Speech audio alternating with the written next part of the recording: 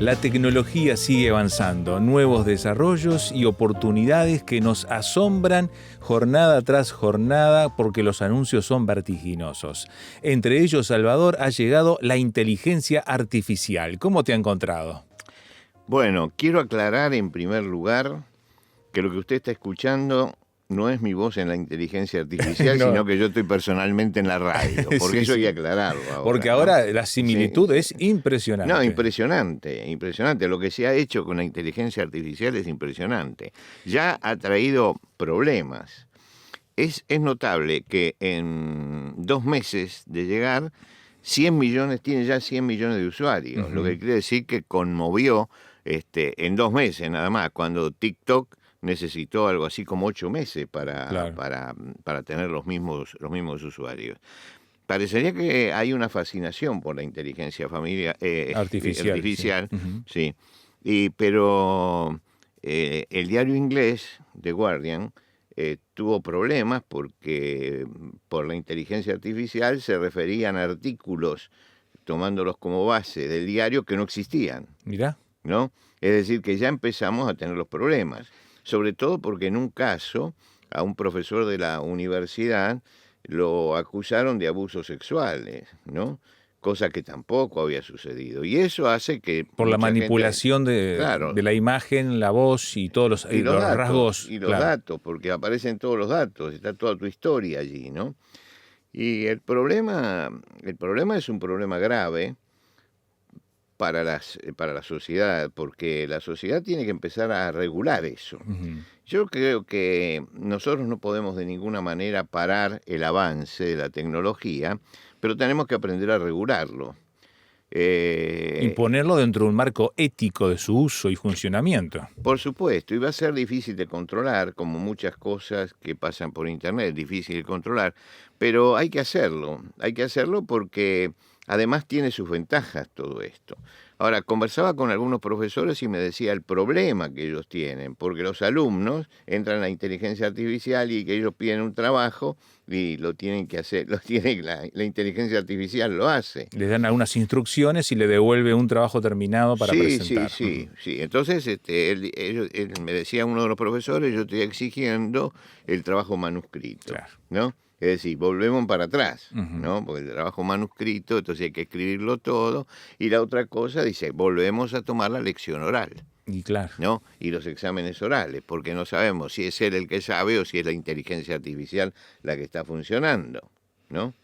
Ahora, hay que pensar también, por ejemplo, que nosotros, ¿cuántas veces repetíamos? Yo me acuerdo no en el primer grado, sino en el segundo grado de la escuela primaria, teníamos que aprender las tablas de multiplicar, y me acuerdo todo el coro, ¿no? Que hacíamos todo con 2 por 1, 2, 2 por 2, 4, 2 por... Todo Sí, toda junto, la ¿viste? clase. Diciéndolo, ¿no? Y de repente había alguien que decía na, na, na, na, na, na, na, na, na, ¿no? Y entonces decía, bueno, yo la letra no la sé, pero sé la música. Entonces, el asunto es que hoy, por ejemplo, con cualquier elemento tecnológico haces cualquier operación, una raíz cuadrada, una potenciación, Ecuaciones ecuaciones complicadas. complicadas, todo rápidamente. Entonces, ¿vale la pena volver a enseñar todo esto, ¿no? En esa forma, o habría que enseñarlo de una forma distinta, ¿no?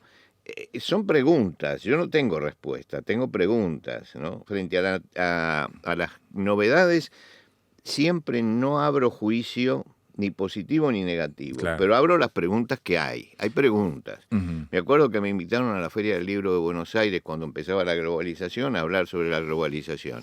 Y yo les dije, mire, no voy a dar una respuesta, voy a hacer preguntas, le voy a preguntar a la globalización ciertas cosas. Hilvané una serie de preguntas que todavía hoy son interrogantes, ¿no? ¿Cómo conjugamos las diferentes culturas?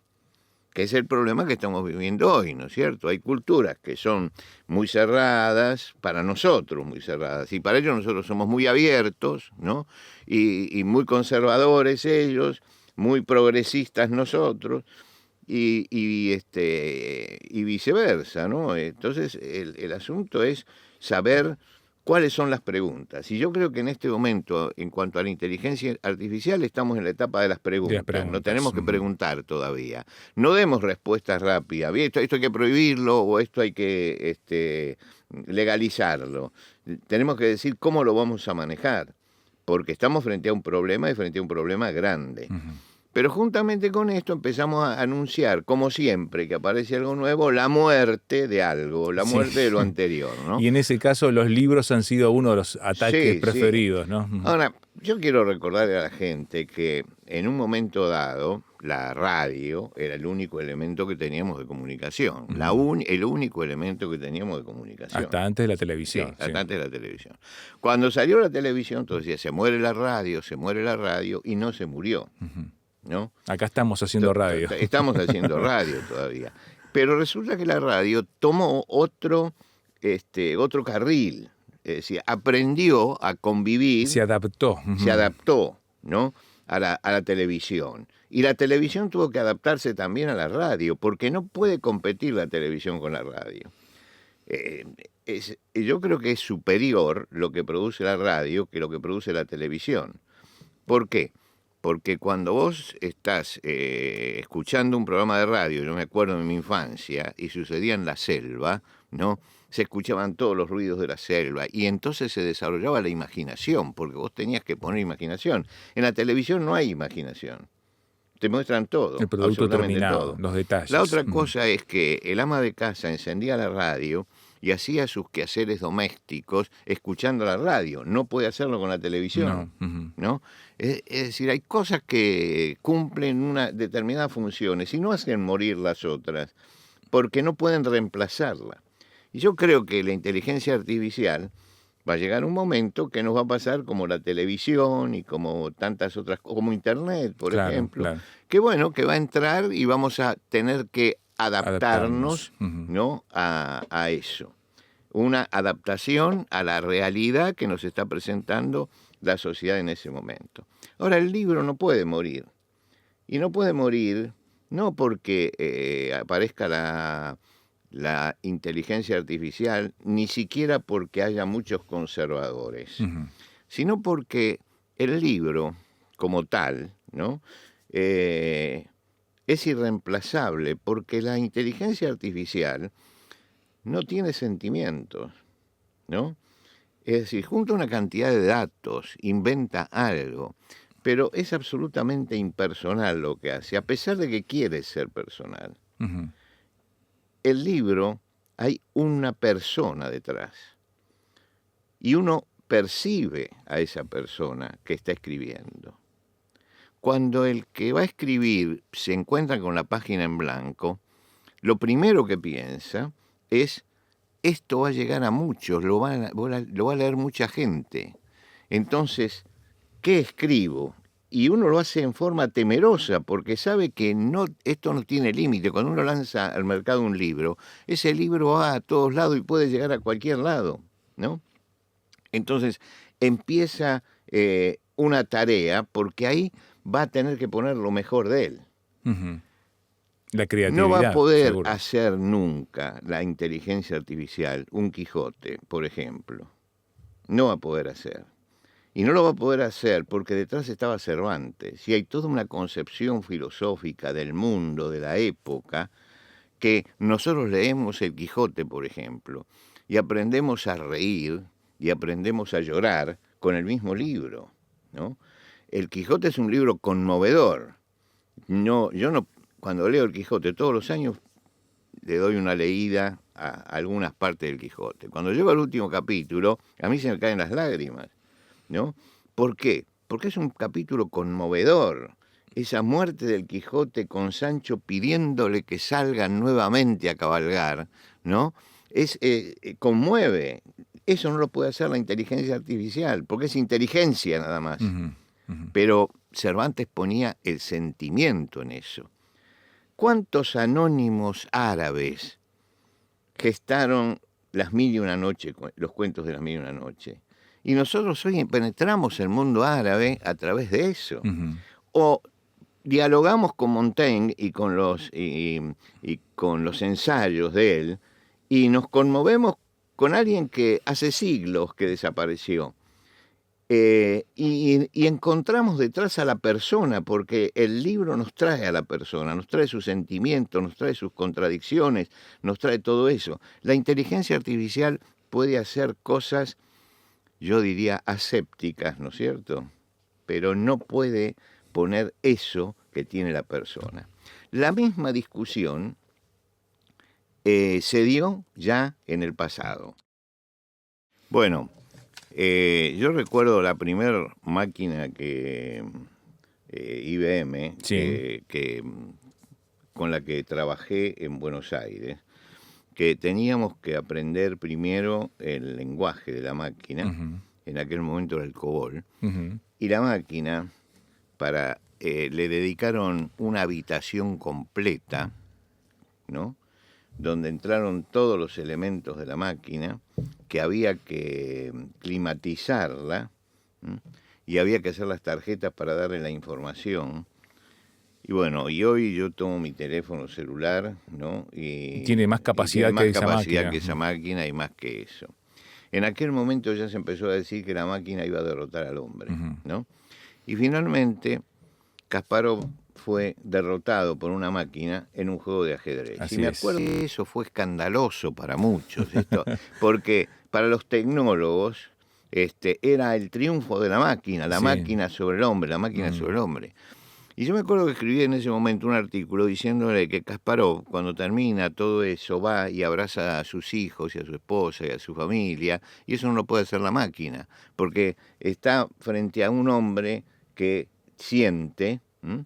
Que siente, y lo que no tiene la máquina es sentimiento. Y creo que lo mismo está pasando con la inteligencia artificial. Hay algo que no se puede reemplazar, que es que el hombre pone en lo que hace su mundo emocional, Claro. no solamente su mundo racional, sino también su emocionalidad. Y la emocionalidad es algo que es particular de cada uno.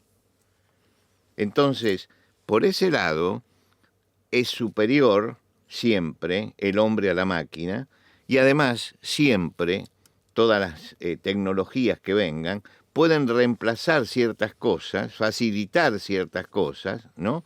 Pero en definitiva, es irreemplazable el ser humano por la complejidad que tiene, que no pasa solamente por lo que piensa, Ujú. sino también por lo que siente. No los procesos fríamente calculados, sino lo emotivo permeando todas las decisiones que se van tomando, ¿no? Claro, hace poco, el domingo pasado, justamente una persona que se dedica a eso, que es profesora de computación y todo eso, me dice que había estado trabajando en la inteligencia artificial y le hacía preguntas.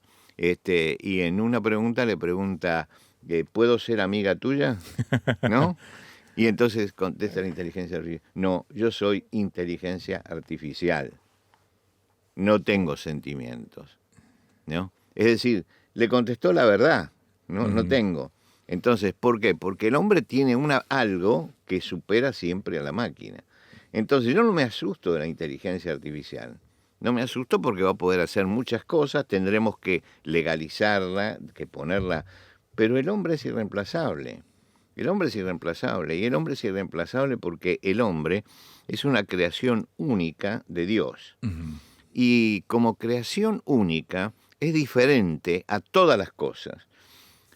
Cuando en el libro de Génesis se narra el comienzo de la humanidad, se dice que Dios fue preparando todas las cosas, todo el mundo, y como último protagonista de eso, como el gran protagonista, puso a Adán y a Eva allí. Sí. Ujú.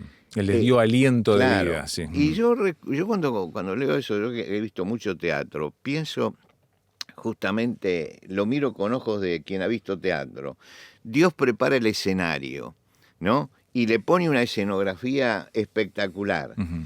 pero falta eso que es el hombre, que le dé sentido a toda esa escenografía, que le dé fuerza a todo eso, que le dé la emoción a esa escenografía. Nadie iría a un teatro a sentarse a mirar la escenografía, nada más, ¿no es cierto? Lo que vamos es a ver lo otro, Ujú. lo que pasa dentro de ese La escenario. trama, los conflictos, cómo se resuelven. Claro, y en medio de toda la escenografía que Dios hace, coloca los animales Y los animales están regidos también por una computadora interna que les hace hacer siempre lo mismo, que es el instinto, ¿no?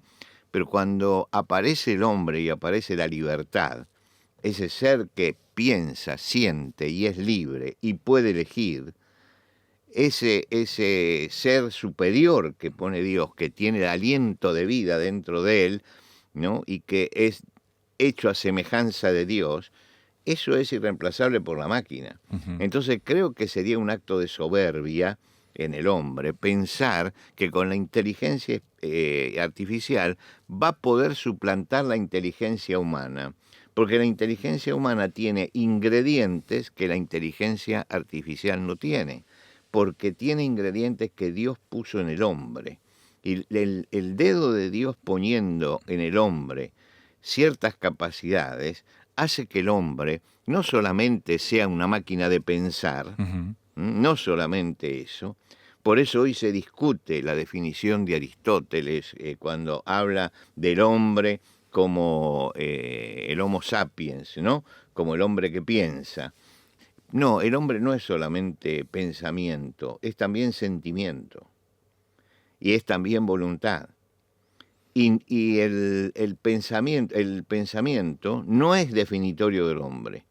El hombre puede pensar correctamente, pero sus sentimientos finalmente interfieren con eso.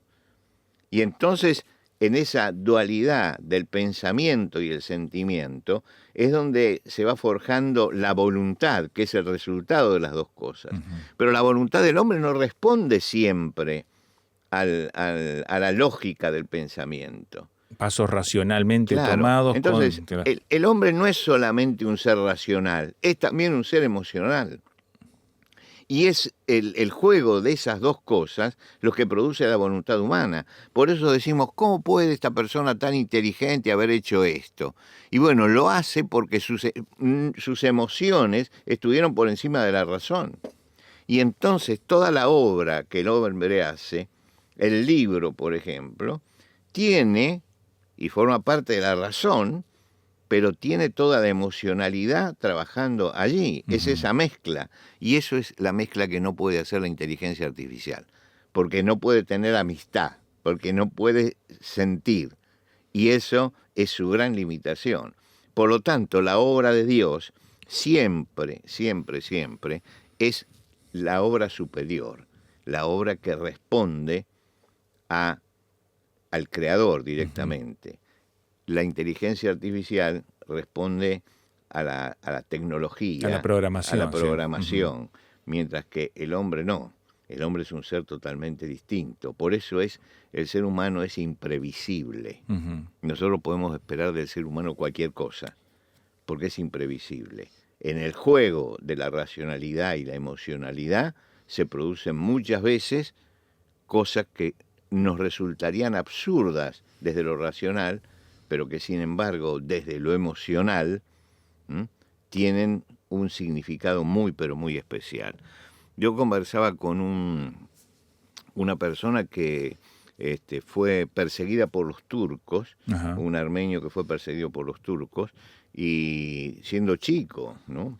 Era un nene todavía. El momento del genocidio. En el momento del genocidio fue perseguido por los turcos y creyeron que lo habían matado y lo tiraron a una fosa. Y entonces él se quedó quietito allí, esperando que llegara la noche para salir. Estaba en medio de cadáveres. Y ahí había varios chicos a los que le pasó lo mismo. Y dice que cuando empiezan a salir, hay alguien, uno de los chicos, que está abrazado al cadáver de su mamá, ¿no? Y entonces todos salen y él no quiere salir. Y se niega a salir. Y prefiere morir allí a salir. Y él siempre recordó eso, y al primero de sus hijos le puso el nombre de ese chico, ¿no? Porque había quedado prendado, lo racional que era, que saliéramos corriendo de acá. Eso es lo racional. Pero lo emocional pudo más. Y esto es la maravilla del hombre. Todo lo que sale de la mano de Dios es maravilloso, es deslumbrante. Y el hombre, a pesar de todo lo que es y de todo lo que hace, sigue siendo un gran misterio que ha salido de la mano de Dios y que solamente encuentra el equilibrio que necesita entre inteligencia y emocionalidad cuando entiende que además de ser eso, es un ser espiritual que necesita a Dios. Ujú.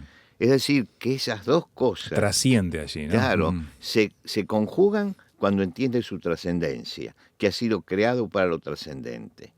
Y entonces esa espiritualidad del hombre lo hace superior a todos los seres. Yo creo que esa espiritualidad del hombre es diferente totalmente a lo que nosotros llamamos alma y lo que llamamos cuerpo. Eric Sauer hace una definición muy interesante de esto. Él dice, el cuerpo nos da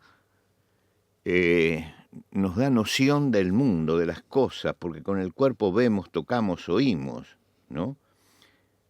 El alma nos da conciencia del otro, Ujú. porque amamos, sentimos, pero el espíritu es lo que nos da conciencia de Dios.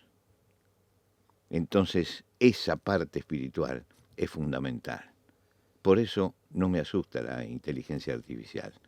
Creo que hay alguien mucho más grande que ha salido de las manos de Dios y que hay un Dios mucho más grande que es el único que puede darle equilibrio. Y ese Dios siempre está presente en nuestra vida para darnos ese equilibrio entre pensamiento y sentimiento y para generar una voluntad positiva en nuestra vida.